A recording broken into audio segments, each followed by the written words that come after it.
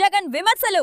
మొత్తం 16 రోజుల పాటు జరిగిన అసెంబ్లీ బడ్జెట్ సమావేశాలు చూస్తే తప్పుడు లెక్కలు, తప్పుడు ప్రచారాలు, సెల్ఫ్ డబ్బాలు తప్ప ప్రజలకు ఏదైనా మంచి జరిగిందా అన్న ప్రశ్నలు వినిపిస్తున్నాయి.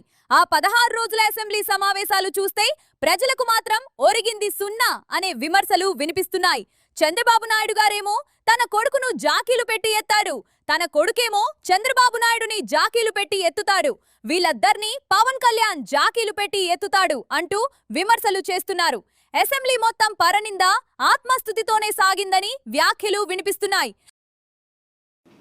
మొత్తం 16 రోజుల పాటు జరిగిన అసెంబ్లీ బడ్జెట్ సమావేశాలు చూస్తే తప్పుడు లెక్కలు, తప్పుడు ప్రచారాలు, సెల్ఫ్ డబ్బాలు, ఇవి తప్ప ప్రజలకు ఏదైనా మంచి జరిగిందా? ఆ 16 రోజుల అసెంబ్లీ సమావేశాలు చూస్తే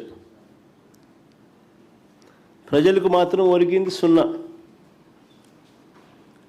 చంద్రబాబు నాయుడు గారేమో తన కొడుకును జాకీని పెట్టి ఎత్తాడు,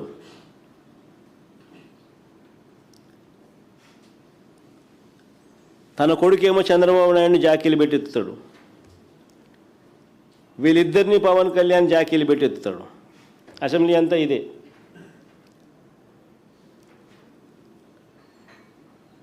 పరనింద, ఆత్మస్థుతి, ఇది తప్ప ఏమైనా కనపడినాయా?